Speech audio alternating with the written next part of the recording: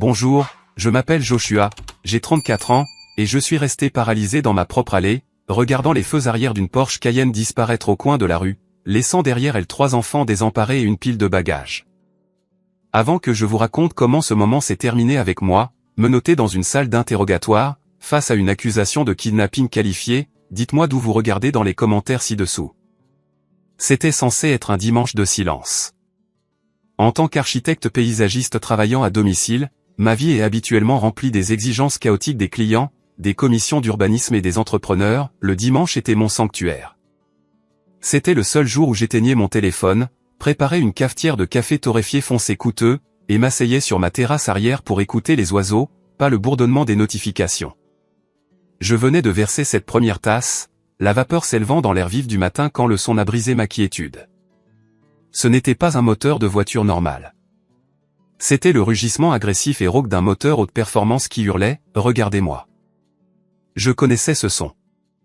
Mon estomac s'est instantanément noué. C'était le son de mon frère aîné, Caleb. Je me suis dirigé vers la fenêtre de devant, écartant le rideau d'1 centimètre à peine. Elle était là, une Porsche Cayenne noire obsidienne flambant neuve, au ralenti dans mon allée. Elle semblait déplacée dans mon modeste quartier de maisons de plein pied du milieu du siècle et de berline raisonnable. Caleb ne rendait pas simplement visite. Caleb faisait des apparitions. Et il n'apparaissait jamais sans avoir besoin de quelque chose. Je n'ai même pas eu le temps d'arriver à la porte d'entrée avant d'entendre la portière de la voiture claquer. 1, 2, 3. Puis le coffre s'est ouvert. Au moment où j'ai ouvert ma porte d'entrée, Caleb était déjà de retour au volant. Sur mon allée en béton se tenait mon neveu, ma nièce et mon autre neveu. Nathan, 14 ans, avait l'air d'essayer de se recroqueviller dans son sweat à capuche. Lucas, 8 ans, serrait une Nintendo Switch comme une bouée de sauvetage. Et la petite Chloé, 5 ans, se tenait à côté d'une valise presque plus grande qu'elle, tenant un lapin en peluche élimé par l'oreille. « Caleb » ai-je crié, sortant sur le porche en chaussettes. « Qu'est-ce que c'est que ça ?» La vitre de la Porsche s'est abaissée en douceur. Caleb portait des lunettes de soleil aviateur bien qu'il fasse partiellement nuageux. Il a affiché ce sourire à $1 million, celui qui avait charmé nos parents, ses professeurs et une série de mauvais investissements toute sa vie. « Surprise, Josh » a-t-il lancé, sa voix douce et imperturbable. « Tu me sauves la vie, mec. Sérieusement, je t'en dois une. » Me devoir quoi? J'ai descendu les marches, ignorant le béton froid qui me mordait les pieds. « Caleb, que font les enfants ici? Tu n'as pas appelé. » J'ai des projets. Je n'avais pas de projet, mais ce n'était pas la question. C'était le principe. Un imprévu, a dit Caleb en vérifiant sa montre. Un lourd objet en or qui coûtait probablement plus cher que ma première voiture. Opportunité de dernière minute. Paris, on ne peut pas dire non à la ville lumière, n'est-ce pas? C'est juste pour 2 semaines, peut-être 3. Ça dépend de l'ambiance. Paris, j'ai répété, le mot ayant un goût de cendre. Tu vas à Paris aujourd'hui et tu les déposes juste comme ça. Ne sois pas dramatique, a-t-il raillé en faisant vrombir le moteur. Ils ont leurs affaires. Nathan connaît la chanson. Il y a de l'argent dans la poche latérale du sac bleu pour la pizza ce soir. Écoute, je dois filer ou je vais rater mon vol. Le salon de première classe n'attend personne. Non. J'ai tendu la main vers la poignée de la portière, mais elle était verrouillée. Caleb, ouvre la porte. Je ne peux pas les prendre. J'ai une échéance cette semaine. Tu ne peux pas simplement les larguer ici. Tu es leur oncle, Josh. Prends tes responsabilités. Sois un homme. Maman et papa ont dit que ça ne te dérangerait pas. Il n'a pas attendu ma réponse. Il n'a pas regardé ses enfants. Il n'a pas dit au revoir à Chloé, qui commençait à gémir. Il a juste passé une vitesse. Les pneus ont crissé contre l'asphalte et il a filé, laissant un nuage de gaz d'échappement flotter au-dessus de ma pelouse parfaitement entretenue. Je suis resté là pendant une bonne minute, mes mains encore tendues dans le vide, mon cœur battant contre mes côtes, un mélange d'adrénaline et de rage pure et non diluée. J'ai regardé les enfants. Lucas fixait toujours son écran, mais ses jointures étaient blanches. Chloé m'a regardé, les yeux remplis de larmes. « Tonton Josh, est-ce que papa revient pour le dîner ?» Ma gorge s'est serrée. J'ai regardé Nathan. L'adolescent fixait le sol, la mâchoire serrée. Un sac de sport en bandoulière sur une épaule. Il avait l'air humilié. Il savait. À 14 ans, il savait exactement ce que c'était. Entrez, ai-je dit, ma voix plus douce que ce que je ressentais. Sortons-vous du froid. Je les ai fait entrer dans le salon. C'était comme une invasion, pas une visite. Mon sanctuaire tranquille avait disparu, remplacé par le cliquetis des valises, les roulettes sur le parquet et l'énergie nerveuse d'enfants abandonnés. Vous avez faim, ai-je demandé. Ça va, a marmonné Nathan, laissant tomber son sac près du canapé. Je veux des pancakes, a murmuré Chloé. D'accord, des pancakes. Je peux faire des pancakes. Je suis allé dans la cuisine, mes mains tremblant en sortant la farine et les œufs. J'avais besoin d'un moment, juste un moment pour réfléchir. J'ai sorti mon téléphone de ma poche et j'ai composé le numéro de Caleb. Directement sur la messagerie vocale. J'ai recomposé. Messagerie vocale. J'ai composé une troisième fois, mon pouce appuyant si fort sur l'écran que j'ai cru que le verre allait se fissurer. Finalement, ça a connecté, mais ce n'était pas la sonnerie d'un appel standard. C'était le son distinct d'un appel se connectant via le Wi-Fi. Il était déjà au salon de l'aéroport. Josh, mon pote. La voix de Caleb est parvenue, faible et agacée. Je sirote un mimosa. Ne gâche pas l'ambiance. Fais demi-tour, ai-je dit, ma voix basse et dangereuse. Je ne le ferai pas, Caleb. Pas cette fois. Tu viens chercher tes enfants ou je les emmène chez maman et papa. Maman et papa sont en Floride pour le mois, idiot. Tu le sais. Caleb a ri. Écoute, arrête de te plaindre. Tu es célibataire. Tu as cette grande maison pour toi tout seul. Triste, en fait. Avoir des enfants autour te fera du bien. Te donnera un but. Mon but n'est pas de nettoyer tes dégâts, ai-je crié, faisant sursauter Lucas dans l'autre pièce. J'ai baissé la voix, tournant le dos aux enfants. Caleb, c'est de l'abandon. Tu ne peux pas simplement laisser 3 mineurs sur un Porsche et t'envoler pour un autre continent. Ce n'est pas de l'abandon, c'est du babysitting, a-t-il rétorqué. Et n'utilise pas de termes juridiques avec moi. Tu es un jardinier, Josh. Contente-toi des plantes. Je serai de retour dans quelques semaines. Si tu as besoin d'argent, demande à maman. Elle a le chéquier. Je ne veux pas de ton argent. Je veux que tu sois un père. Je subviens à leurs besoins, a-t-il crié en retour, le bruit de fond de verre qui teinte étant audible. J'ai besoin de cette pause. Tu ne sais pas la pression que je subis. Débrouille-toi. Si tu gâches ce voyage pour moi, Josh, je jure devant Dieu que tu le regretteras. Ne sois pas le petit frère jaloux toute ta vie. La ligne s'est coupée. J'ai regardé le téléphone. Le silence dans la cuisine était assourdissant. Jaloux? Il pensait que j'étais jaloux. J'ai regardé autour de moi ma cuisine propre, mon hypothèque remboursée, ma carrière stable. Et puis j'ai pensé à lui. Les voitures en leasing, les entreprises en faillite, les renflouements constants de nos parents. Je n'étais pas jaloux. J'étais épuisé. Je suis retourné dans le salon. Chloé était assise par terre, tirant le rembourrage d'une déchirure dans l'oreille de son lapin. Lucas regardait fixement la télévision, qui n'était même pas allumée. Nathan était assis sur le bord du canapé, la tête dans les mains. Ils ressemblaient à des réfugiés dans leur propre famille. Je ne pouvais pas faire ça. Non pas parce que je ne les aimais pas. Je les aimais farouchement. Mais parce que si je faisais ça, si j'acceptais ce comportement une fois de plus, je le validais. Je disais à Caleb que ses enfants étaient des bagages qu'il pouvait mettre en consigne quand il voulait vivre sa fantaisie de célibataire. J'ai regardé Nathan. Est-ce qu'il t'a dit quand il revenait? Nathan a levé les yeux. Ses yeux étaient cerclés de rouge. Il a dit qu'il ne savait pas. Il a dit de ne pas l'attendre. Ça m'a brisé. Ne pas l'attendre. Je suis retourné au comptoir de la cuisine. J'ai regardé les aimants sur mon frigo. L'un d'eux était un numéro de contact pour les services d'urgence que je gardais pour le travail. J'avais deux choix. Option A, je fais des pancakes. Je ressens du ressentiment à chaque instant pendant 3 semaines. Je laisse Caleb me marcher dessus à nouveau. J'apprends à ces enfants que la négligence de leur père est acceptable et que je ne suis rien de plus qu'un paillasson. Option B, l'option nucléaire. Ma main a survolé le téléphone. Mon cœur battait si fort que je pouvais l'entendre dans mes oreilles. Si je passais cet appel, il n'y aurait pas de retour en arrière. Cela détruirait la famille. Maman ne me le pardonnerait jamais. Papa me renierait. Mais ensuite, j'ai de nouveau regardé Chloé. Elle avait 5 ans. Elle ne devrait pas avoir à se demander si son père revenait pour le dîner. J'ai composé le numéro.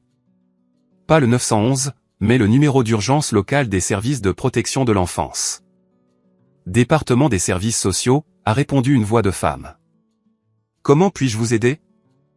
J'ai pris une profonde inspiration. Je m'appelle Joshua. Je dois signaler 3 mineurs abandonnés. Leur père vient de les déposer sur mon porche et a quitté le pays. Monsieur, êtes-vous parent avec les enfants? Je suis leur oncle, ai-je dit, ma voix tremblante. Et êtes-vous prêt à en assumer la garde? J'ai fait une pause. C'était le moment, la chose la plus difficile que j'ai jamais eu à dire. Non, ai-je dit, les larmes me piquant les yeux.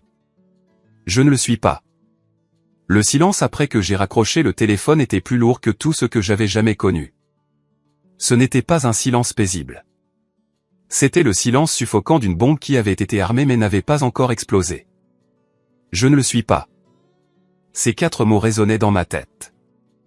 Ils semblaient cruels. Ils semblaient monstrueux.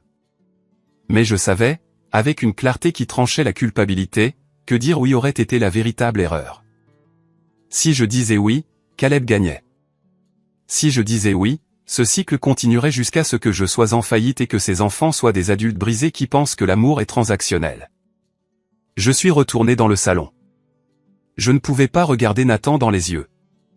Je me sentais comme un traître, mais je devais être le méchant aujourd'hui pour être le sauveur demain. À qui parlais-tu? A demandé Nathan. Il était vif. Trop vif pour ses 14 ans.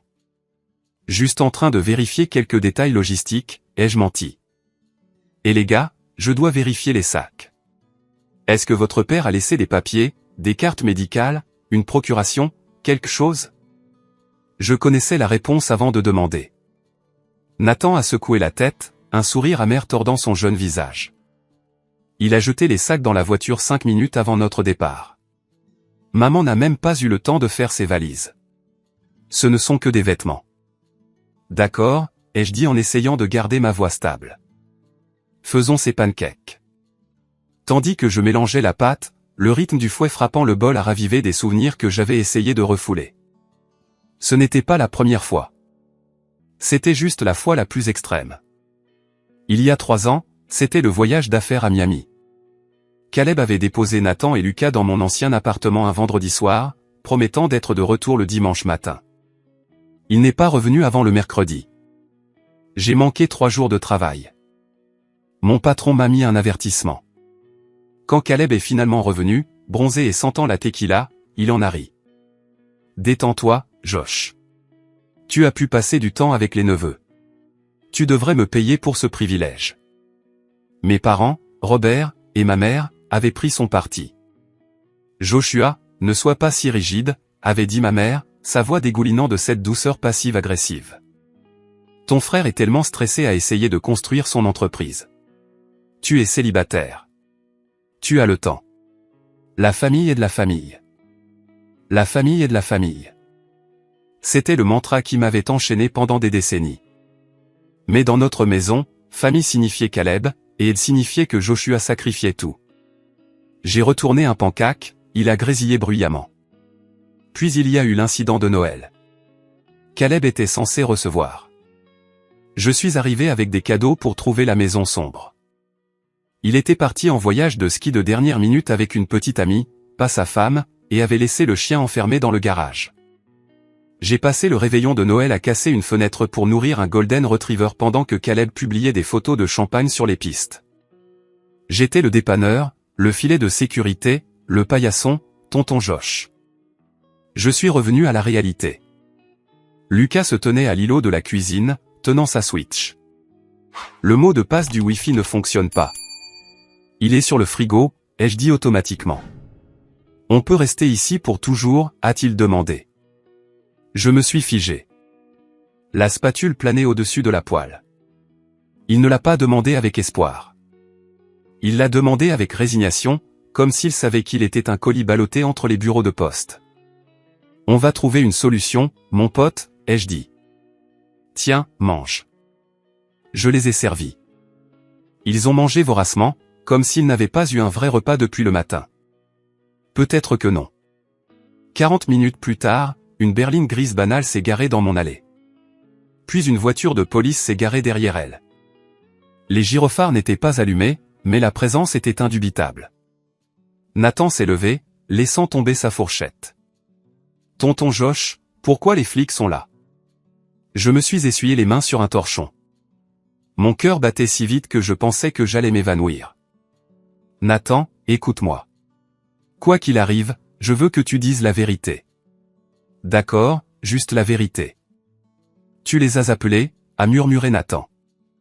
La trahison dans ses yeux était viscérale, coupant plus profondément que n'importe quelle insulte que Caleb aurait pu lancer. « Tu as appelé les flics sur nous. »« Pas sur vous, » ai-je plaidé en m'avançant vers lui. « Sur ton père. J'essaie de vous aider en nous faisant arrêter.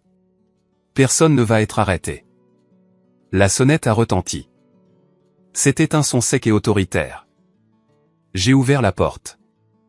Une femme en blazer bleu marine se tenait là, tenant un presse-papier. Derrière elle se trouvait un officier en uniforme, l'air ennuyé mais alerte. « Monsieur Joshua Miller » a demandé la femme. Son visage était gentil mais professionnel. Le genre de visage qui avait vu des choses terribles et appris à cacher sa réaction. « Oui » ai-je dit. « Entrez. » L'heure suivante a été un flou d'humiliation et de bureaucratie. L'assistante sociale, qui s'est présentée comme Madame Miller, sans lien de parenté, ironiquement, a interrogé les enfants séparément dans ma salle à manger. Je me suis assis dans la cuisine avec l'officier. « Vous comprenez ce qui se passe si vous refusez un placement immédiat ?» a demandé l'officier, s'appuyant sur mon comptoir en granit. « Ils entrent dans le système. Foyer d'urgence. Ce n'est pas un hôtel, mon pote. »« Je sais, » ai-je dit, serrant ma tasse de café jusqu'à ce que mes jointures blanchissent. « Mais si je les prends maintenant, sans ordonnance du tribunal, sans document, leur père revient dans 3 semaines, les reprend et recommence encore et encore. J'ai besoin que ce soit enregistré. J'ai besoin qu'il en subisse les conséquences. C'est une stratégie audacieuse, a marmonné l'officier, utiliser les enfants comme moyen de pression contre le père. Je ne les utilise pas, ai-je lâché, mon sang ne faisant qu'un tour. Je les protège d'un homme qui les traite comme des accessoires. Il a quitté le pays avec un billet sans retour. Qui fait ça? L'officier a haussé les épaules. Vous seriez surpris. Madame Miller est revenue dans la cuisine. Son expression était sombre. Nathan a confirmé l'histoire, a-t-elle dit. Il a un enregistrement sur son téléphone de son père partant. C'est une preuve évidente d'abandon. Que se passe-t-il maintenant, ai-je demandé. Nous les plaçons sous garde protectrice d'urgence, a-t-elle dit. Puisque vous refusez le placement en tant que parent d'accueil pour le moment, je refuse le placement informel, ai-je corrigé. Je veux demander la garde légale, la vraie garde, mais j'ai besoin que vous documentiez d'abord qu'ils ont été abandonnés. Elle a hoché la tête lentement. Elle comprenait. D'accord. Nous les emmenons au centre d'accueil. Nous déposons le rapport. Vous pouvez déposer une requête auprès du tribunal de la famille demain matin pour un placement d'urgence en famille d'accueil. C'est risqué, monsieur Miller. Si le juge n'aime pas votre ton, il pourrait se retrouver avec un étranger. C'est un risque que je dois prendre, ai-je dit. Les voir partir a été le moment le plus difficile de ma vie. Chloé pleurait, s'accrochant à ma jambe jusqu'à ce que Madame Miller la détache doucement. Lucas était silencieux, les yeux grands ouverts. Nathan. Nathan ne me regardait pas. Il s'est dirigé vers la voiture de l'assistante sociale, la tête baissée, la capuche relevée. Alors que la voiture s'éloignait, me laissant seul dans ma maison silencieuse et vide, je suis tombé à genoux sur le parquet. J'ai sangloté. J'ai sangloté pour la peur dans les yeux de Chloé. J'ai sangloté pour la haine dans ceux de Nathan. Mais ensuite, je me suis relevé. Je me suis essuyé le visage. Je suis allé dans mon bureau et j'ai sorti un bloc-notes neuf. J'ai noté la date, l'heure et chaque mot que Caleb m'avait dit. J'avais fini d'être le frère. Il était temps d'être l'ennemi. La tempête n'a pas éclaté immédiatement. Il a fallu environ 3 heures pour que les ondes traversent l'océan Atlantique et rebondissent sur les satellites jusqu'en Floride. J'étais assis à ma table de salle à manger, entouré de mes dossiers financiers et d'une liste d'avocats spécialisés en droit de la famille, quand mon téléphone a vibré. Il a bourdonné sur le bois, un son furieux et persistant. J'ai fixé l'écran. Je savais exactement comment cette conversation allait se dérouler. J'ai envisagé de laisser tomber sur la messagerie vocale, mais je devais fixer la limite maintenant. Je devais leur faire savoir que l'ancien Joshua était mort. J'ai glissé vers le verre. « Allô, papa? As-tu perdu la tête ?» Robert Miller ne faisait pas dans les amabilités. Sa voix était un tonnerre de jugement autoritaire. Je viens de recevoir un appel de Caleb. Il est affolé. Il dit que tu refuses de laisser les enfants entrer dans la maison, que tu les fais asseoir sur le trottoir. C'est un mensonge, ai-je dit calmement. Mon pouls s'emballait, mais ma voix était stable. Il les a abandonnés, papa. Il les a déposés et s'est envolé pour Paris. Il nous a parlé du voyage, a crié papa. Il avait besoin d'une pause. Nous l'avons approuvé. Nous lui avons dit de les déposer chez toi. Nous savions que tu t'en occuperais. Vous l'avez approuvé. Je me suis levé, arpentant la pièce. Vous avez approuvé qu'il abandonne ses enfants pendant 3 semaines pour aller dépenser de l'argent qu'il n'a pas? M'avez-vous demandé? Non. Vous avez juste supposé que l'héritier de rechange ramasserait les pots cassés. Ne commence pas avec ce complexe de victime, a craché papa. Tu as une grande maison. Tu n'as ni femme, ni enfant. Que fais-tu d'autre de ton temps? Tu fais pousser des hortensias. Ton frère est en train de bâtir un empire. Il a besoin de soutien, pas de sabotage. Il ne bâtit pas un empire, papa. Il se noie dans les dettes. Et je ne les ai pas fait asseoir sur le trottoir. J'ai appelé les services de protection de l'enfance. Il y eut un silence à l'autre bout du fil. Un long silence stupéfait. Tu as fait quoi? J'ai appelé les services de protection de l'enfance. Ils sont sous garde d'urgence. Je dépose une demande de tutelle demain. Traître, a murmuré papa. Le venin dans sa voix était palpable. Tu as appelé le gouvernement contre ton propre sang. Sais-tu ce que cela fait à notre réputation? Aux affaires de Caleb? Je me fiche de ces affaires, ai-je crié en retour, perdant enfin mon sang-froid. Je me soucie de Nathan, qui pense que son père le déteste. Je me soucie de Chloé, qui ne sait pas d'où viendra son prochain repas. Si vous voulez les aider, prenez un avion et venez les chercher. Oh, attendez. Vous êtes en Floride. À jouer au golf. Règle ça, a menacé papa. Tu les rappelles. Tu leur dis que c'était un malentendu. Tu vas chercher ces enfants où, que Dieu me vienne en aide, Joshua, tu es exclu de cette famille. Je te couperai les vivres. Tu ne peux pas me couper les vivres, ai-je dit, une froide réalisation m'envahissant. Je gagne mon propre argent. Je suis propriétaire de ma propre maison. Je n'ai pas besoin de vous. Et franchement, je ne pense pas que je veuille de vous. J'ai raccroché. Puis j'ai bloqué son numéro. Mes mains tremblaient, mais pour la première fois de ma vie, je me sentais libre. Mais Caleb n'avait pas fini. 10 minutes plus tard, mon téléphone a sonné avec une notification. C'était Facebook, puis Instagram, puis un texto d'un cousin à qui je n'avais pas parlé depuis 5 ans. J'ai ouvert Facebook. C'était là. Une publication de Caleb Miller, taguée à l'aéroport Charles de Gaulle. La photo le montrait l'air affligé, la main sur le front, avec une légende qui a fait bouillir mon sang. S'il vous plaît, priez pour ma famille. J'avais prévu un voyage surprise pour mes enfants. J'ai demandé à mon frère Joshua de les garder quelques heures pendant que je réglais la logistique et il a appelé la police. Il retient mes enfants en otage émotionnellement, refusant de les laisser entrer chez lui parce qu'il veut de l'argent. J'essaie de trouver un vol de retour, mais je suis dévasté. Comment la famille peut-elle être si cruelle? Les commentaires affluaient déjà. Oh mon Dieu, Caleb, c'est horrible. J'ai toujours su que ton frère était bizarre. Appelle la police contre lui. Reste fort, frérot. La jalousie est une vilaine maladie. Il était en train de manipuler l'histoire.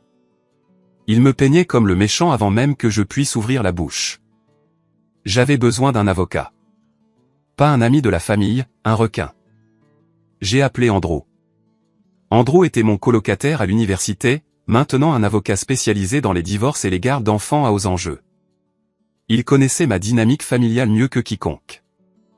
Josh, a répondu Andrew dès la première sonnerie. J'ai vu la publication. S'il te plaît, dis-moi que tu n'as pas vraiment laissé les enfants dehors. J'ai appelé les services de protection de l'enfance, Andrew.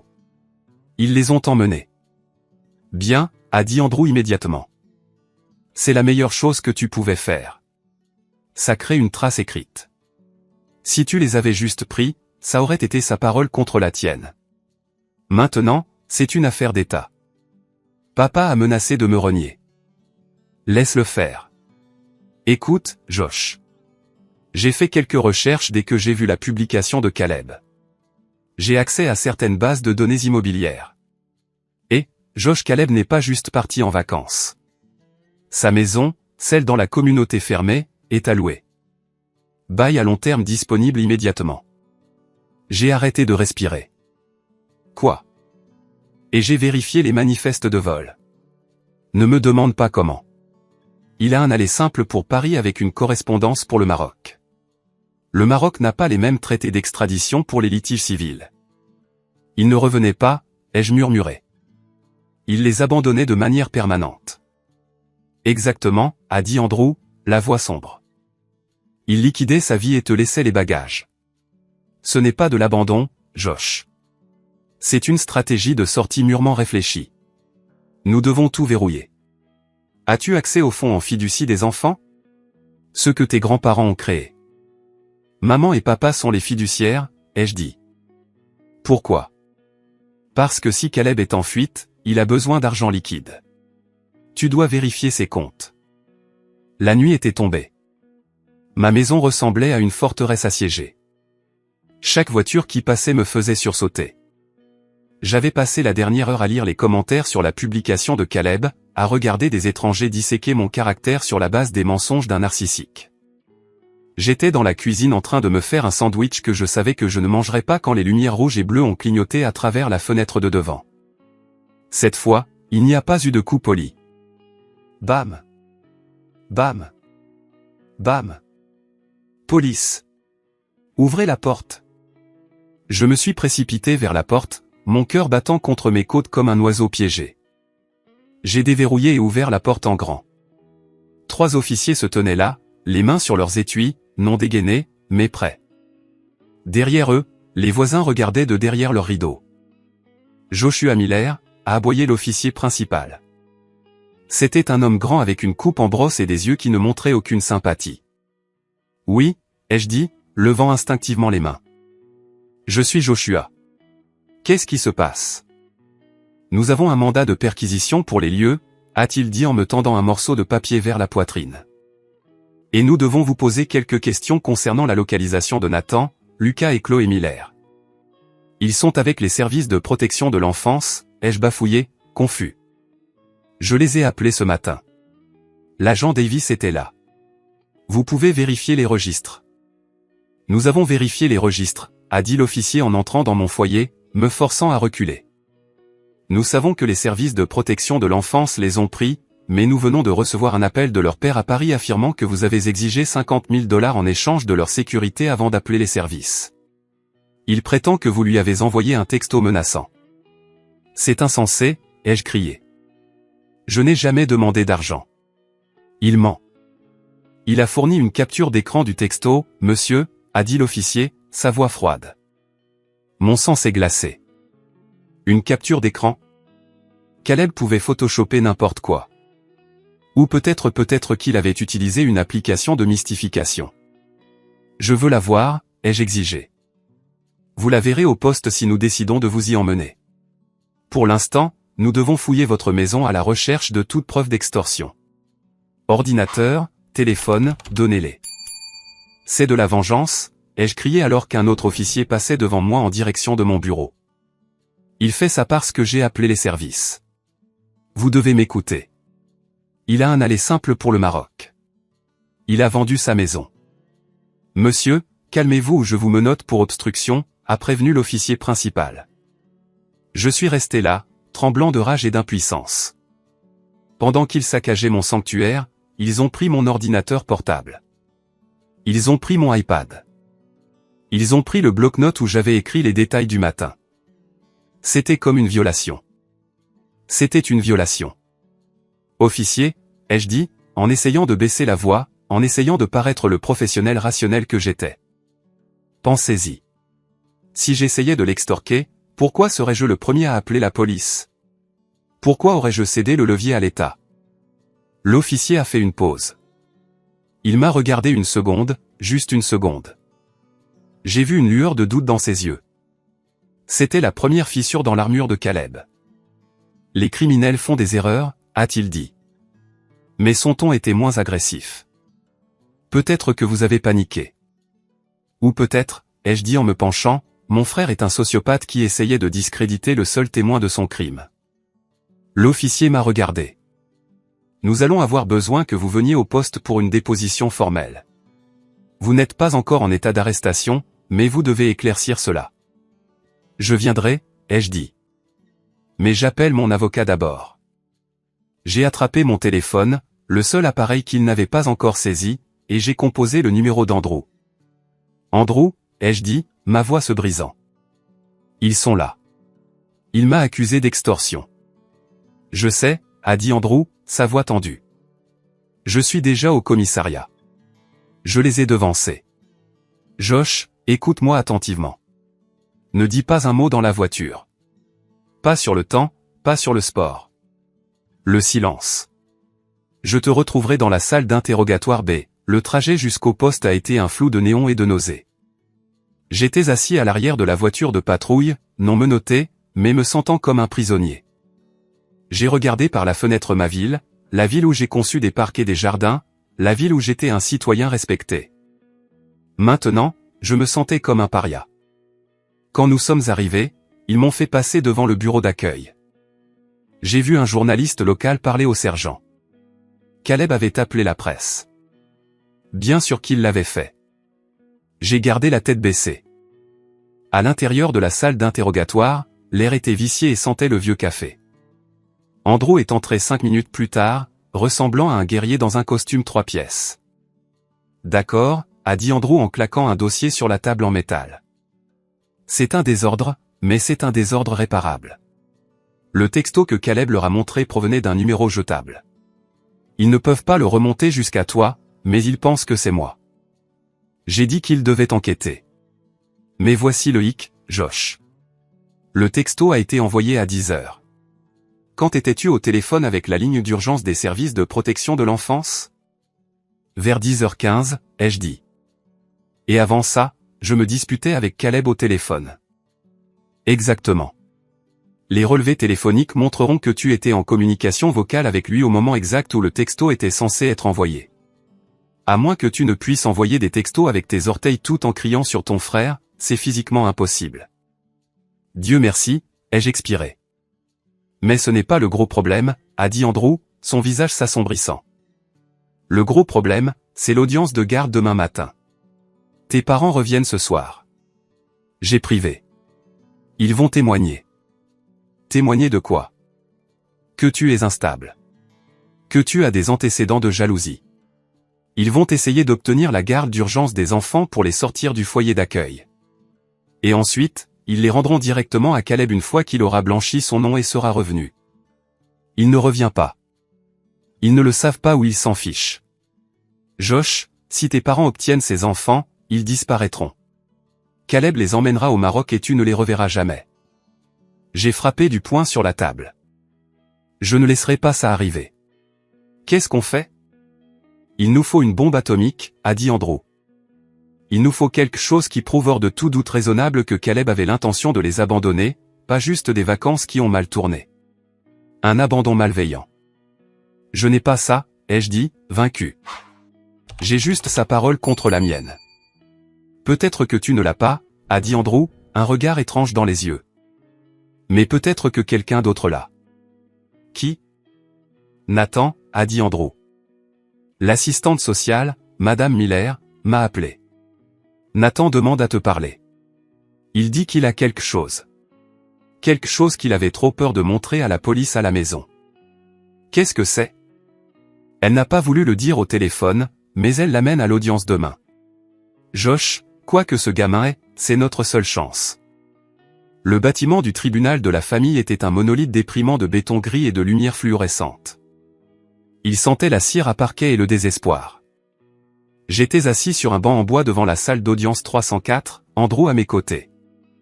Mon costume me semblait trop serré. Je n'avais pas dormi depuis 24 heures. Au bout du couloir, je les ai vus. Mes parents, Robert et Lauren Miller. Ils avaient l'air impeccables. Mon père dans son costume sur mesure. Ma mère avec ses perles et sa soie.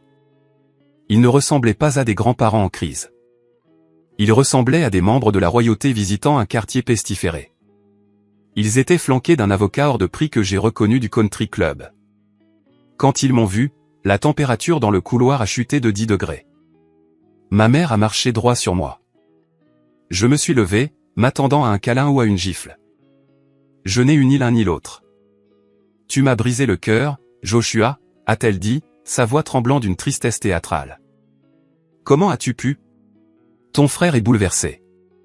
Il essaie de trouver un vol de retour en ce moment même. Il ment, maman, ai-je dit, ma voix lasse. Il ne revient pas. Arrête ça, a-t-elle sifflé. Arrête d'essayer de le ruiner. Nous allons arranger ça. Nous prenons les enfants. Et toi? Tu as besoin d'une aide professionnelle. J'ai besoin d'aide, ai-je ri. Un son sec et sans humour. Vous avez encouragé un monstre pendant 40 ans. Et vous pensez que j'ai besoin d'aide? Monsieur Miller? Leur avocat est intervenu, me bloquant physiquement l'accès à ma mère. Je vous suggère de garder vos arguments pour le juge. Nous sommes entrés dans la salle d'audience. Elle était petite, intime et terrifiante. La juge, l'honorable Sarah Vance, a regardé par-dessus ses lunettes le dossier. Elle avait l'air épuisée. Ceci est une audience d'urgence concernant le placement temporaire de Nathan, Lucas et Chloé Miller, a-t-elle annoncé. J'ai une requête de l'État alléguant un abandon. J'ai une contre-requête des grands-parents demandant la garde immédiate, et j'ai monsieur Joshua Miller présent en tant que partie intéressée. Oui, votre honneur, Andrew s'est levé. Nous sommes ici pour défendre la vérité et la sécurité des enfants. La procédure a été brutale. L'avocat de mes parents a commencé. Il a brossé le portrait d'un père aimant, Caleb, victime d'un malentendu et d'un frère vindicatif. Il a présenté des déclarations sous serment de voisins qui nous connaissaient à peine, affirmant que j'étais un solitaire et difficile. Puis mon père a pris la barre. Joshua a toujours été troublé, a menti papa sous serment, sans me regarder. Il n'a jamais pardonné à Caleb d'avoir plus de succès. Nous pensons qu'il a fabriqué cette urgence pour nuire à son frère. Nous sommes disposés et capables de prendre les enfants immédiatement. J'étais assis là, agrippant le bord de la table. Mon propre père parjurant juste pour protéger l'enfant prodige. Merci, monsieur Miller, a dit la juge. Elle s'est tournée vers l'avocat des services de protection de l'enfance. L'État a-t-il une position? Votre honneur, a dit l'avocat des services, nous avons de sérieuses inquiétudes quant à la localisation du père. Cependant, les grands-parents sont des tuteurs aptes sur le papier. Notre principale préoccupation est la stabilité des enfants. Ça m'échappait. Je le sentais. La juge allait les donner à mes parents. Mes parents les remettraient à Caleb ou les lui enverraient par avion et ils seraient partis. Votre honneur, a dit Andrew en se levant. Avant que vous ne statuiez, nous demandons à entendre un autre témoin. Un témoin que l'État a amené aujourd'hui. La juge a froncé les sourcils. C'est très inhabituel. Qui? Nathan Miller, a dit Andrew. Les portes au fond de la salle d'audience se sont ouvertes. Madame Miller, l'assistante sociale, est entrée. À côté d'elle marchait Nathan. Il avait l'air petit. Il portait le même sweat à capuche que la veille, mais sa tête était haute. Il m'a regardé et pour la première fois, il n'y avait pas de colère dans ses yeux. Seulement une détermination terrifiante. Je l'autorise, a dit la juge, intriguée. Jeune homme, venez à la barre. Vous n'avez pas à prêter serment. Dites simplement la vérité. Nathan s'est assis dans le grand fauteuil en cuir. Il a regardé ses grands-parents. Ma mère lui a lancé un regard d'avertissement sec, le genre qui me paralysait quand j'étais enfant. Nathan l'a ignoré. Nathan, a demandé doucement la juge. Sais-tu où est ton père? Il est à Paris, a dit Nathan, sa voix se brisant. Puis il s'est éclairci la gorge. Mais il ne revient pas. Objection, a crié l'avocat de mes parents. Oui dire? Rejeté, a sèchement répondu la juge. Pourquoi dis-tu ça, Nathan? Nathan a fouillé dans sa poche et a sorti un iPhone fissuré. Parce que je l'ai entendu parler à sa petite amie Jessica avant que nous partions de la maison. Il pensait que j'étais déjà dans la voiture, mais j'étais dans la cuisine en train de prendre mon chargeur. Et qu'a-t-il dit? Je l'ai enregistré, a dit Nathan. Parce qu'il ment beaucoup et je voulais être sûr que je n'étais pas fou. La salle d'audience est devenue silencieuse. Puis-je approcher, a demandé Andrew. Il a pris le téléphone de Nathan et l'a branché au système audiovisuel de la salle d'audience. Jouez-le, a ordonné la juge. Des parasites ont rempli la pièce. Puis la voix reconnaissable de Caleb Miller a retenti à travers les haut-parleurs. Ouais, chérie. J'ai presque fini de les préparer. Mon Dieu, ils sont si lourds. Littéralement. J'ai hâte d'être débarrassé d'eux. Une voix féminine. Jessica. Es-tu sûr que ton frère les prendra? Et s'il dit non? Voix de Caleb. Il ne dira pas non. C'est un lâche. Il va gémir et se plaindre, mais il le fera. Et le temps qu'il se rende compte que je ne reviens pas, nous serons installés au Maroc. Je laisse le téléphone jetable à la poubelle à l'aéroport. Personne ne pourra nous retrouver. Jessica. Et tes parents, Caleb? Les vieux imbéciles? Je leur ai déjà fait signer la décharge sur les fonds en fiducie des enfants. Je leur ai dit que c'était pour les frais de scolarité d'une école internationale. On a le cash, chérie. 2 millions de liquidités. On va disparaître de cette vie. Je vais enfin être heureux. L'enregistrement s'est terminé. Le silence qui a suivi était absolu. J'ai regardé mes parents. Le visage de mon père était cendré. Il avait l'air d'avoir une attaque. Ma mère avait la main sur la bouche, les yeux écarquillés d'horreur. Ils avaient été dupés. Ils n'étaient pas des complices. Ils étaient aussi des victimes. Il leur avait volé de l'argent pour financer sa fuite. Oh mon Dieu, a murmuré ma mère. Le visage de la juge était de pierre. L'épuisement avait disparu, remplacé par la fureur.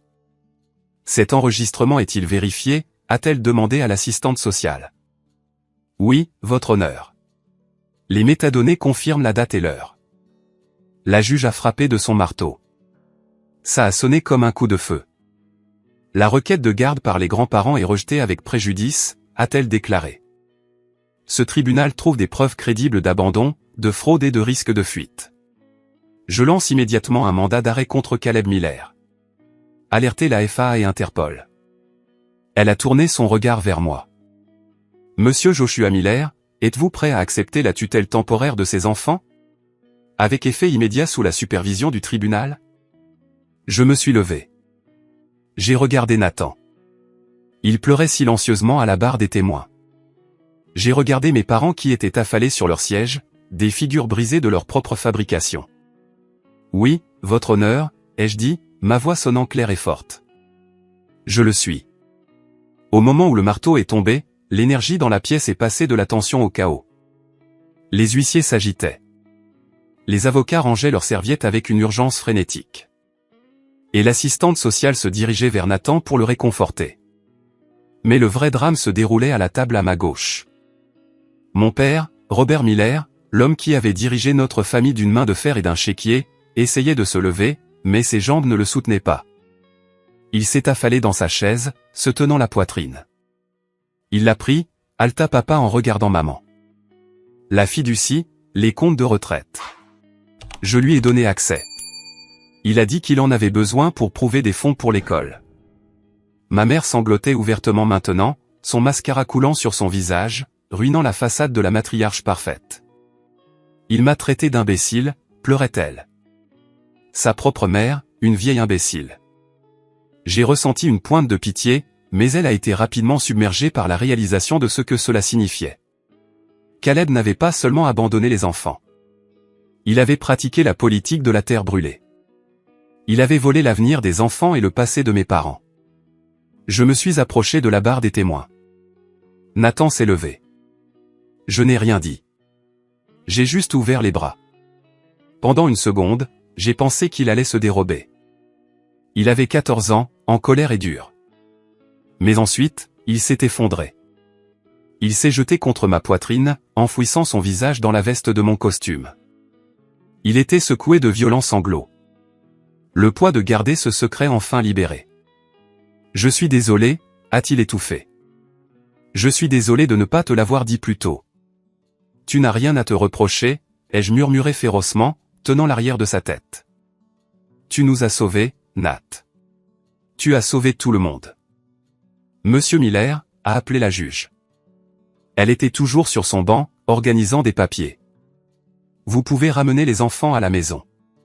Les services sociaux viendront demain pour une inspection du domicile. Mais je veux être clair. Ne laissez pas les grands-parents s'approcher d'eux jusqu'à nouvel ordre. Est-ce compris? Compris, votre honneur, ai-je dit. Mes parents ont levé les yeux à ces mots. La honte dans leurs yeux était absolue. Ils n'ont pas argumenté. Ils ne se sont pas battus. Ils sont juste restés assis là. Deux personnes en faillite réalisant que leur enfant prodige était en fait de la pyrite. Nous sommes sortis du palais de justice. L'air extérieur avait un goût différent, plus pur. Tonton Josh. J'ai baissé les yeux. Andrew avait amené Lucas et Chloé de la salle d'attente. Ils ont couru vers moi, s'agrippant à mes jambes. Est-ce qu'on va en prison, a demandé Chloé, les yeux écarquillés. Non, ma chérie, ai-je dit en la prenant dans mes bras. On rentre à la maison, chez moi, pour longtemps. Est-ce que papa est revenu, a demandé Lucas, regardant autour de lui. J'ai regardé Nathan. Il a secoué la tête. Non, mon pote, ai-je dit honnêtement. Papa n'est pas revenu, mais je suis là et je ne vais nulle part. Nous sommes montés dans ma voiture, mon SUV raisonnable et fiable. Alors que je les attachais, mon téléphone a vibré. C'était Andrew. Josh, ne rentre pas tout de suite. Viens à mon bureau. Nous devons parler du mandat. Quel mandat? Le FBI est impliqué maintenant puisqu'il a traversé les frontières de l'État et utilisé des virements électroniques pour voler l'argent. C'est fédéral. Ils ont suivi son passeport. L'ont-ils attrapé? Il a atterri à Paris il y a 2 heures, a dit Andrew, sa voix sombrement satisfaite. Et devine qui l'attendait à la porte d'embarquement? Les autorités françaises. Interpol l'a signalé dès que la juge a signé l'ordonnance. Il est en détention. Il est attrapé, ai-je soufflé. La tension dans mes épaules s'est enfin relâchée. Il est attrapé. Et Josh, ils ont trouvé l'argent. La plus grande partie. Ils n'avaient pas eu le temps de le transférer sur les comptes offshore. La fiducie des enfants est en sécurité. La retraite de tes parents. C'est plus compliqué, mais nous pourrions peut-être en récupérer une partie. J'ai raccroché le téléphone et j'ai regardé dans le rétroviseur. Nathan me regardait. Il est en prison, n'est-ce pas, a demandé Nathan. Oui, ai-je dit. Nathan a hoché la tête. Il n'a pas souri. Il a juste regardé par la fenêtre. Bien.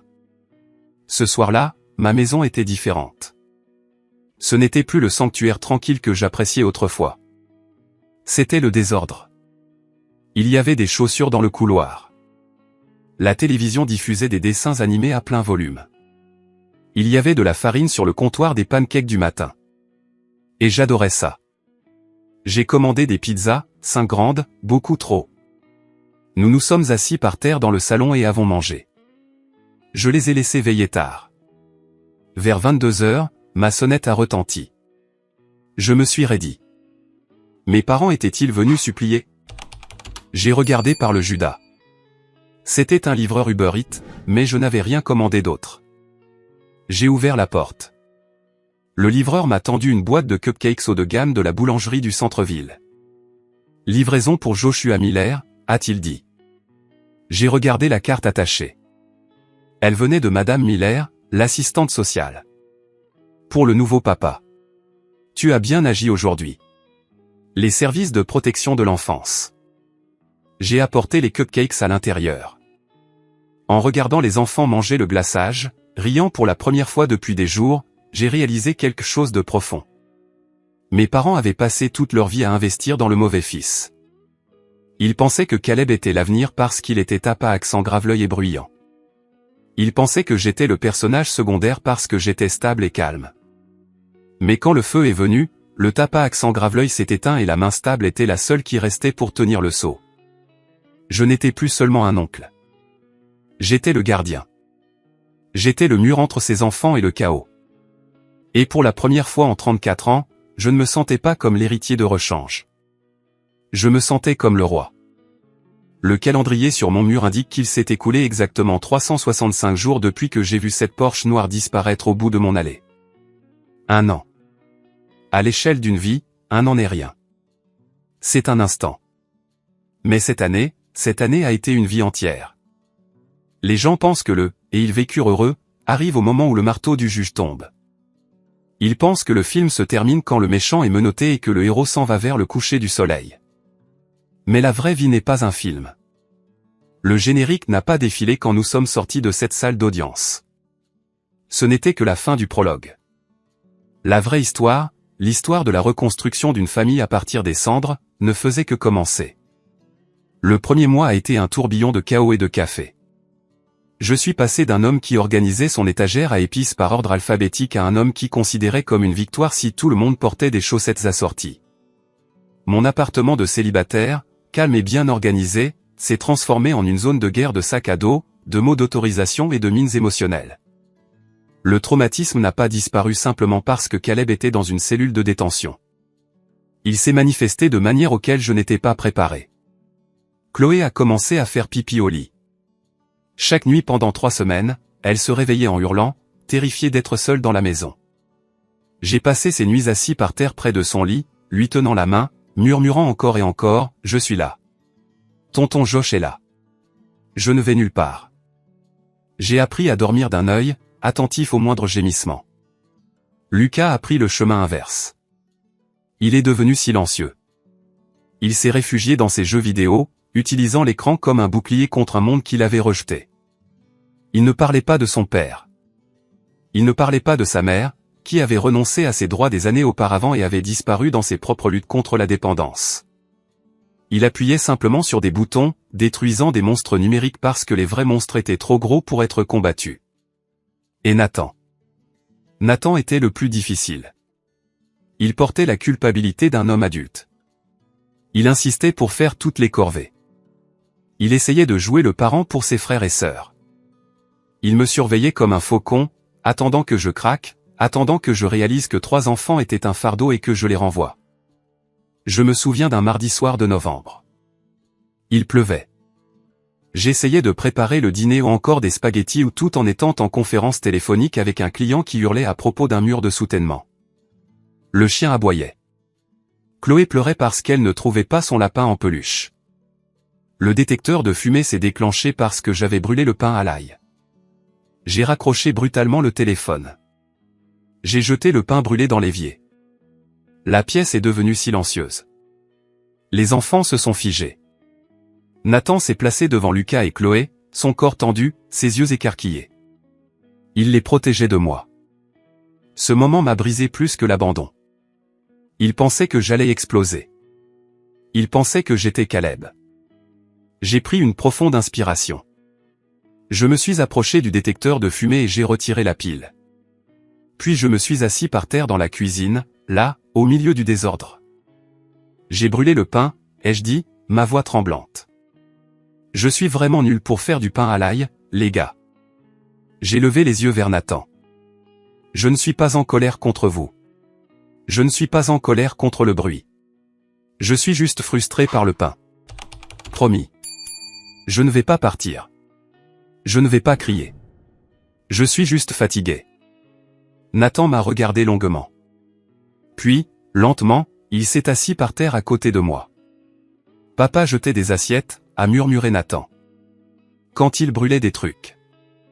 Je sais, ai-je dit, en passant un bras autour de ses épaules. Je ne suis pas ton père. Je sais, a dit Nathan.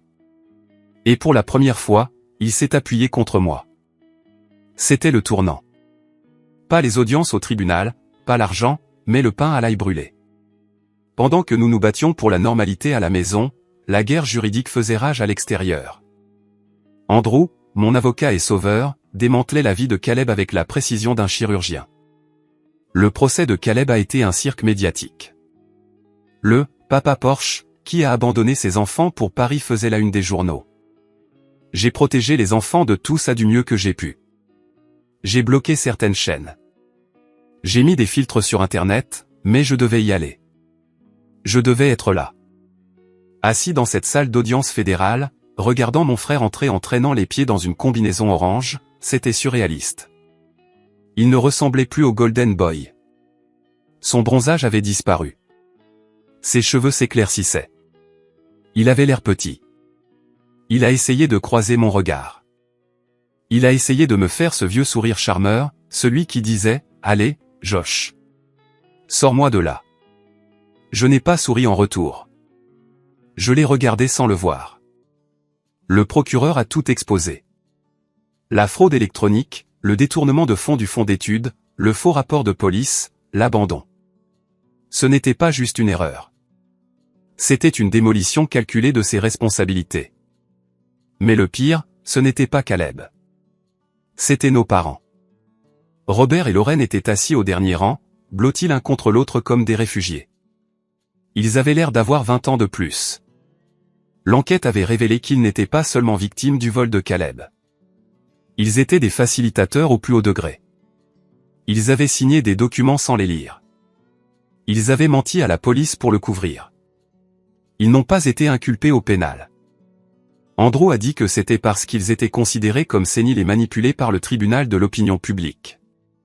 Mais leur punition était bien pire que la prison. Ils ont perdu leur réputation. Ils ont perdu leurs amis et ils ont perdu leur argent. Caleb les avait ruinés. Les comptes de retraite, la valeur nette de leur maison, les économies liquides. Tout avait disparu. Dépensé en billets de première classe, en location de luxe et en dettes qu'il avait accumulées au fil des années à vivre un mensonge. J'ai regardé mon père, un homme qui me terrifiait autrefois d'un seul regard, trembler en écoutant la liste des biens saisis. Son héritage avait disparu. Quand le juge m'a demandé si je voulais faire une déclaration de victime, je me suis levé. Je me suis dirigé vers le podium. Je n'avais pas de discours préparé. J'ai juste dit la vérité. Mon frère n'a pas seulement laissé ses enfants sur un Porsche, ai-je dit au tribunal. Il leur a appris que l'amour est conditionnel. Il leur a appris qu'ils étaient des bagages à entreposer ou à jeter selon sa convenance. Je ne demande pas vengeance. Je demande la sécurité. Je vous demande de vous assurer qu'il ne pourra plus jamais leur faire ça. Le juge a condamné Caleb à 8 ans de prison fédérale pour fraude électronique et mise en danger d'enfants.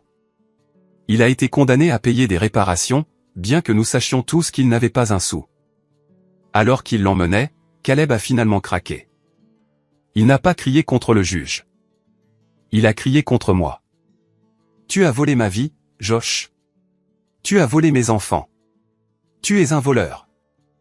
Je l'ai regardé partir. Je n'ai rien ressenti. Pas de colère, pas de tristesse, juste du soulagement. Le croque-mitaine était enfermé. Les répercussions pour mes parents ont été rapides et brutales. Leurs finances étant décimées, ils ne pouvaient plus se permettre leur domaine au country club. La banque a saisi la propriété 3 mois après le procès. Je l'ai appris par un cousin. Il déménageait dans un petit appartement d'une chambre dans une résidence pour personnes âgées de l'autre côté de l'État. C'était un établissement financé par l'État, le genre d'endroit dont mon père se moquait autrefois. Ils m'ont appelé le jour de leur déménagement. J'ai vu « Maman » sur l'afficheur. J'ai fixé le téléphone. J'ai pensé à répondre. J'ai pensé à l'entendre s'excuser, ou supplier, ou me blâmer. Puis j'ai regardé par la fenêtre. Lucas était dans le jardin en train de lancer une balle de baseball au chien. Chloé dessinait à la craie sur l'allée. Nathan lavait ma voiture. J'ai refusé l'appel. Je ne les ai pas bloqués cette fois. Je n'ai simplement pas répondu. J'ai réalisé que je n'avais pas besoin de leur pardon. Mon pardon, c'était la paix dans mon jardin. Ce printemps-là, j'ai pris une décision qui a semblé être le dernier clou dans le cercueil de mon ancienne vie. J'ai vendu ma berline. Elle n'était pas assez grande pour 3 enfants en pleine croissance, leur équipement de hockey et leur récital de danse. J'ai emmené les enfants chez le concessionnaire. « Prends une Porsche » a crié Lucas en montrant une voiture de sport dans la salle d'exposition. Je me suis figé. L'image de la Cayenne noire m'est revenue en tête, le symbole de l'égoïsme de Caleb. Non, ai-je dit fermement. Pas de Porsche. On va prendre quelque chose de mieux. Nous avons acheté un monospace haut de gamme, bien noté en matière de sécurité, pas cool et pratique. Il avait des portes coulissantes automatiques. Il avait des lecteurs DVD dans les appuis-têtes. Il avait 17 porte-gobelets. Caleb aurait préféré mourir plutôt que d'être vu dedans. Je l'adorais. En sortant de chez le concessionnaire au volant de cette camionnette, avec 3 enfants se disputant pour savoir quel film regarder, j'ai ressenti une vague de fierté qu'aucune voiture de sport ne pourrait jamais me donner. C'était un véhicule de service. C'était un véhicule de présence. C'était une promesse que j'étais là pour les transporter, les protéger et les conduire où ils avaient besoin d'aller. L'adoption a été finalisée 6 mois plus tard. C'était une formalité, en réalité. Les droits de Caleb avaient été révoqués en raison de son incarcération et de la gravité de l'abandon. La mère était introuvable. Nous nous sommes retrouvés dans la même salle d'audience, mais cette fois, l'ambiance était différente. Il y avait des ballons. Andrew était là, souriant comme un idiot. Madame Miller, l'assistante sociale qui avait apporté des cupcakes le premier soir, essuyait des larmes. La juge, une autre cette fois, nous a souri. Monsieur Miller, comprenez-vous qu'en adoptant Nathan, Lucas et Chloé, vous acceptez l'entière responsabilité légale et financière pour eux? Qu'ils seront vos enfants aux yeux de la loi, indiscernables de la progéniture biologique? Je le comprends, ai-je dit. Et vous, Nathan, Lucas, Chloé, acceptez-vous cette adoption? Chloé a crié « oui » et a sauté sur place. Lucas a hoché vigoureusement la tête. Nathan s'est levé. Il m'a regardé. Il était plus grand maintenant. Ses épaules étaient plus larges. Le regard hanté avait disparu, remplacé par une confiance tranquille. J'accepte, a dit Nathan. Puis il a fait une pause. Puis-je changer de nom? J'ai cligné des yeux. Tu n'es pas obligé de changer de nom, Nat. Tu es un Miller. Je sais, a-t-il dit. Mais je veux changer mon deuxième prénom. C'est Caleb. Je veux le changer pour Joshua. L'air m'a manqué. J'ai essayé de parler, mais ma voix m'a fait défaut. J'ai juste hoché la tête. La juge s'est essuyé les yeux. Ainsi ordonné. Nathan Joshua Miller. Nous sommes allés manger une pizza après. La même pizzeria où nous avions commandé ce premier soir terrifiant. Mais cette fois, nous ne mangions pas par terre en silence. Nous étions bruyants. Nous rions. Je retirais du fromage des cheveux de Chloé. Et, papa, a dit Lucas en prenant une part. Il n'a même pas remarqué qu'il l'avait dit. Je me suis figé. Nathan s'est figé. Nous avons tous les deux regardé Lucas. Quoi, a demandé Lucas, la bouche pleine. Passe le parmesan. J'ai passé le parmesan. Tiens, mon fils. C'était naturel. C'était juste. Ma carrière a changé aussi. J'ai arrêté de prendre tous les clients qui appelaient. J'ai viré ceux qui me stressaient. J'ai réalisé que le temps était plus précieux que l'argent. Je devais être au match de football. Je devais être aux réunions parents-professeurs. J'ai utilisé l'augmentation de salaire que j'ai obtenue grâce à une promotion, que j'ai méritée parce que j'étais plus concentré et ancré que jamais, pour reconstituer les fonds d'études que Caleb avait volés. J'ai mis chaque centime disponible sur des comptes auxquels seul moi avais accès, verrouillés par le cabinet d'Andrew. Je n'étais pas riche comme Caleb voulait l'être. Je n'avais pas de yacht ou de villa en France, mais j'avais une maison qui était pleine. Un après-midi, je nettoyais le grenier, faisant de la place pour les vêtements d'hiver. J'ai trouvé une vieille boîte de photos de famille. Mes parents, Caleb, moi. Je suis resté assis là longtemps, regardant une photo de nous sur une plage quand nous étions enfants. Caleb était au premier plan, souriant, tenant un trophée. J'étais à l'arrière-plan, construisant un château de sable. Mes parents regardaient Caleb. Je détestais cette photo. Elle me faisait me sentir petit. Maintenant, je la regardais et je ressentais de la pitié. Ils avaient misé sur le tape à accent grave-l'œil. Ils avaient poursuivi l'objet brillant. Et ce faisant, ils avaient manqué le terrain solide. J'ai réalisé que je n'étais plus le remplaçant. J'étais la fondation. Et les fondations n'ont pas besoin d'être tape à accent grave-l'œil. Elles ont juste besoin d'être solides. J'ai remis la photo dans la boîte et je l'ai refermée avec du ruban adhésif. Puis j'ai écrit « Ancienne vie » sur le côté au marqueur permanent et je l'ai poussé dans le coin le plus reculé du grenier. Je suis descendu. Nathan aidait Lucas avec ses devoirs de maths. Chloé lisait une histoire aux chiens. C'était mon héritage. Pas l'argent que mes parents avaient perdu, pas la réputation qu'ils avaient détruite. Ce chaos, cet amour. Je suis entré dans la cuisine et j'ai commencé à préparer le dîner. Je n'ai pas brûlé le pain à l'ail cette fois. Le soleil se couche à nouveau sur le jardin, projetant de longues ombres dorées sur la pelouse que j'ai enfin eu le temps de réensemencer le mois dernier. C'est la même terrasse où je suis resté paralysé il y a un an, regardant mon frère s'éloigner, mais le silence a disparu. L'air est rempli du son d'un ballon de basket rebondissant sur l'allée. Nathan apprend à Lucas comment faire un lay-up. Chloé chante une chanson qu'elle a apprise à la maternelle. Quelque chose à propos d'une grenouille dans un puits. Complètement faux et absolument magnifique.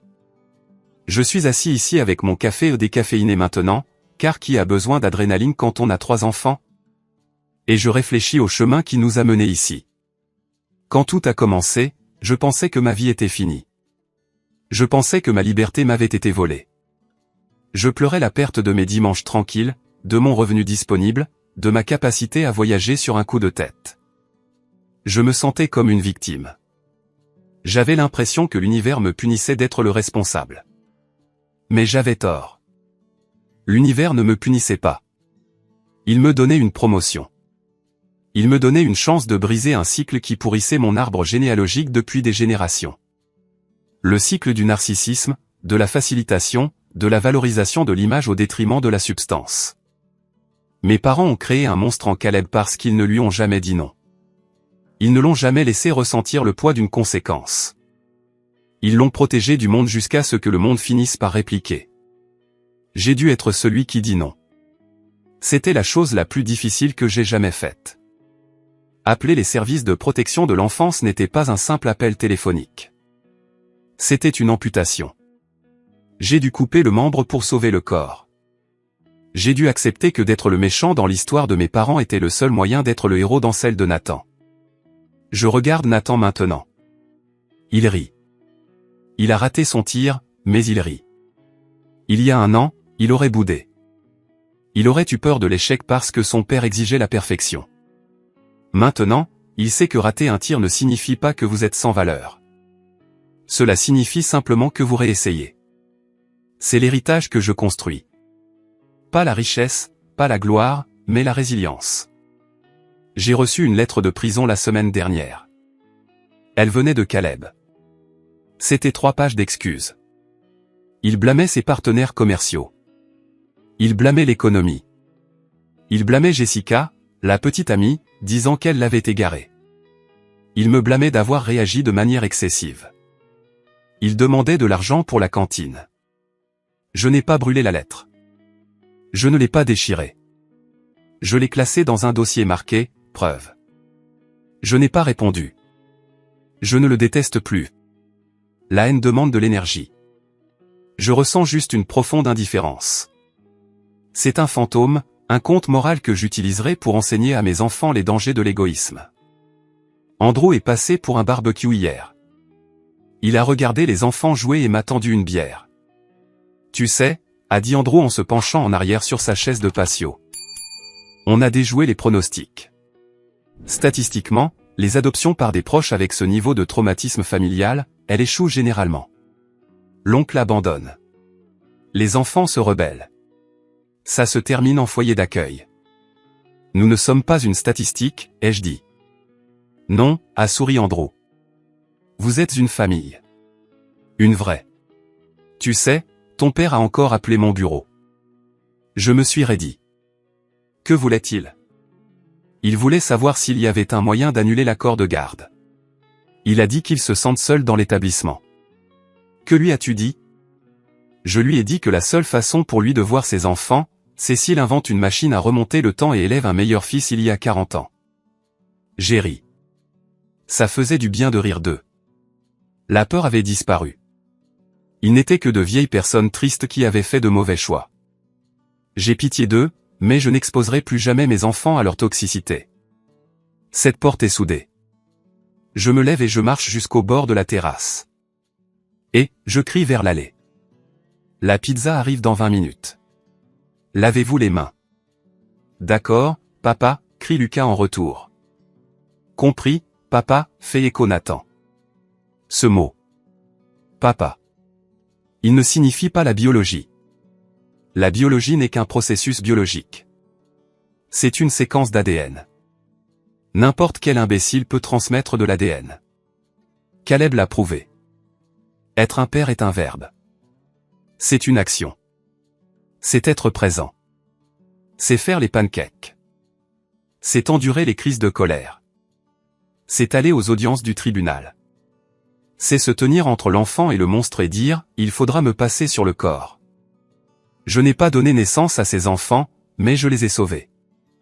Et d'une certaine manière, ils m'ont sauvé. Ils m'ont sauvé d'une vie solitaire et égoïste. Ils m'ont sauvé de l'amertume. Ils m'ont donné une raison de construire quelque chose qui dure. Je rentre dans ma maison. C'est le désordre. Il y a des jouets par terre. Les factures d'avocat sont payées. Le fonds d'études grandit. Les funérailles de ma vie passée sont terminées. Je suis Joshua Miller. Je suis un père. Et pour la première fois de ma vie, je suis exactement là où je suis censé être. Cette histoire ne concerne pas seulement des vacances qui ont mal tourné ou une bataille judiciaire dramatique. C'est une leçon fondamentale sur les limites et la responsabilité. Beaucoup d'entre nous sont élevés avec la croyance toxique que la famille est tout et que nous devons tolérer les abus, la négligence ou l'exploitation simplement parce que nous partageons de l'ADN. On nous apprend à être les dépanneurs, les artisans de la paix, ceux qui absorbent les dégâts pour maintenir le navire à flot. Mais comme mon parcours l'a montré, parfois la chose la plus aimante que vous puissiez faire est de laisser le navire couler. Encourager n'est pas de l'amour. Protéger quelqu'un des conséquences de ses actes n'est pas de l'amour. Quand j'ai appelé les services de protection de l'enfance, j'ai eu l'impression d'une trahison, mais c'était en fait un acte de protection suprême pour les victimes innocentes, les enfants. Si vous êtes dans une situation où vous êtes drainé financièrement, émotionnellement ou physiquement par un membre de votre famille qui refuse d'assumer la responsabilité de sa vie, souvenez-vous de ceci, vous avez le droit de dire non. Vous avez le droit de protéger votre paix. Vous avez le droit de redéfinir ce que la famille signifie pour vous. La dynamique de l'enfant prodige détruit les familles, mais le bouc émissaire ou le dépanneur a le pouvoir de briser la chaîne.